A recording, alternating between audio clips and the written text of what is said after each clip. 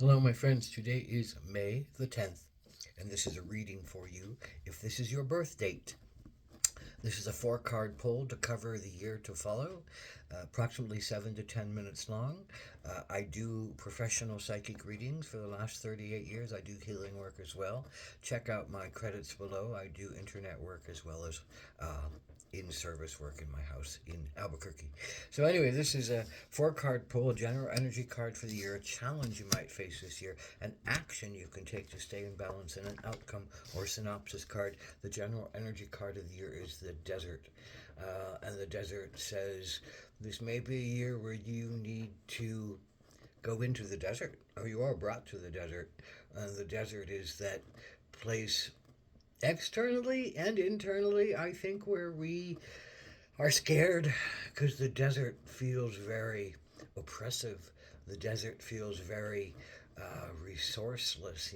It's like we have to have food and water and shelter, and if we're in the desert and we're alone, we have to figure out how to live. It's a really difficult place. It's extremely bright and hot, and not a lot of sustenance around in the daylight, and then the nighttime it's extremely dark and it usually gets extremely cold, and there's all kinds of sounds and feelings that occur. So what is this talking about? It's really kind of talking about your subconscious. You need to go into the desert of your soul, into the desert of your being this year. And maybe that means an actual physical trip to the desert. More than likely, it says you have to do some really deep soul searching, and you have to bring some light to those places that scare you, and some light to those places that terrify you, where you don't think you have the resources. You don't know if you have the will to survive. You don't know if you have the resources to survive. You don't know if you have the grace of God, Creator, all that is Goddess. That you don't think you have the resources. But the surprising thing about the desert is lots of mystical experiences happen, and resources are often found out of the blue, coming from some kind of energy that wanders through, maybe purposefully, into your desert to help you and support you and give you direction and give you clarity. And it's the ability to believe that you're going to be okay regardless of the hardships that you face, and that's, I think, what the desert talks to you about this year. And the more willing you are to go into the desert of your soul, the more willing you are to further some, I think, mission, some cause, some purpose that you feel inside of yourself.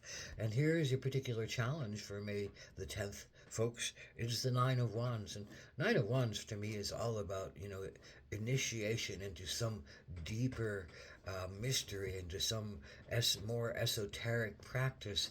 Your choice is to go down that road to really become, I think, in some ways, the hermit or the crone. This is often depicted, I think, as the sense of going into the desert was your card. This is often going into nature by yourself to shut out the noise from the outside world, to shut out all the psychic barrage of other people's energies, because you feel them, you know them, you feel barraged by them in a lot of ways, and the thoughts and the actions and the patterns and the guilts and the shames that often run this world, and you need to get out of it, and you need to go down that path. But you're challenged to go down that path because it seems like a lonely path, and it seems like a scary path, and it seems like you're going to have to really do some really in-depth work to find your way through it. But your soul is calling you. Your soul is calling you to go down this path.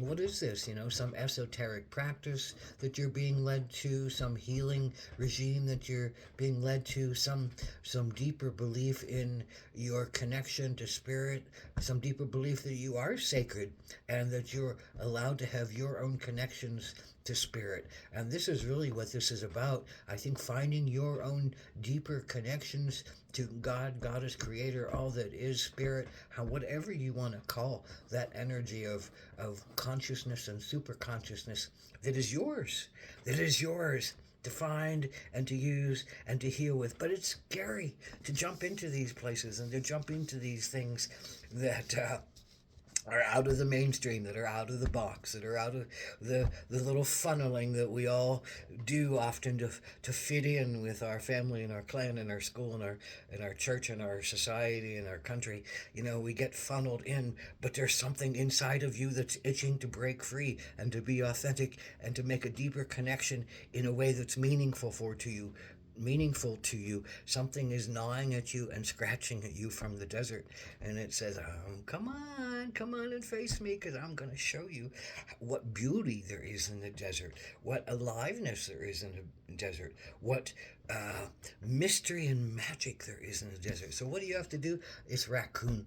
And Raccoon, I think, is a hugely courageous, valiant warrior. You know, they're going to stand up, they're going to fight. You know, they're going to fight for what they believe in. They're going to fight to get their food. They're going to fight to get their shelter. You are going to fight to get what you need. You are going to stand up and go forward with courage. You are going to be willing to face your opponents and your enemies and those obstacles that get in your way. Raccoons are extremely smart and extremely powerful and extremely crafty and extremely warrior-like, you know, and they'll fight to get what they need, and then they'll bring that back and they'll serve the lesser of them first, you know, the elderly and the children and the disabled and those warriors who are lesser than them, and then the most able raccoon will feed themselves last.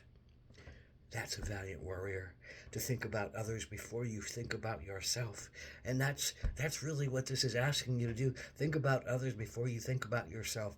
Do what is good for others, you know, whatever that means. One other, for others, a country full, a world full, a humanity full of others. Do what you can that feels right to your sacred purpose, and go forward with courage, and go forward knowing you'll have the resources you need, knowing that you have the mentality and the craftiness and the will and the power and the courage to take care of yourself, but take care of your family and take care of your world that is calling for you, because there's a lot of pain out there right now.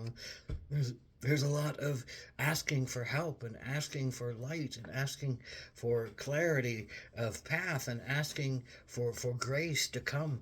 So this is your time to find your grace and connect with your spirit and find your path and recognize that you have a lot that you need to give to the world. But the only way you're going to find that is to go into the desert of your soul and really explore.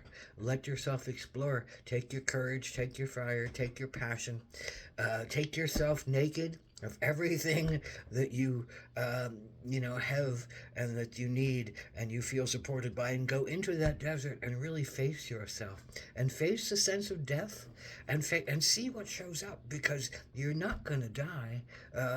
More than likely, you know, you never rule anything out, but you're more than likely not gonna die by going into your desert. You're gonna come out stronger, wiser, more resourceful, and clearer about your path and your mission and the way to get there. But you need courage and you need willingness to follow that inner spark that is calling you to do something that, you know, might be off the wall, out of the blue, coloring outside the line, stepping outside the box, and you know you still, but you're courageous enough and strong enough to go against those other people's thoughts that say, well, that's stupid. No, if it feels right to you, you have to do it this year, and you have to face it, and you have to go through it, and you're going to come out a much wiser and stronger being who is there for others to grok from, to understand from. You're a way shower. So first show yourself the way through the desert, and then come out and serve the people. Aho.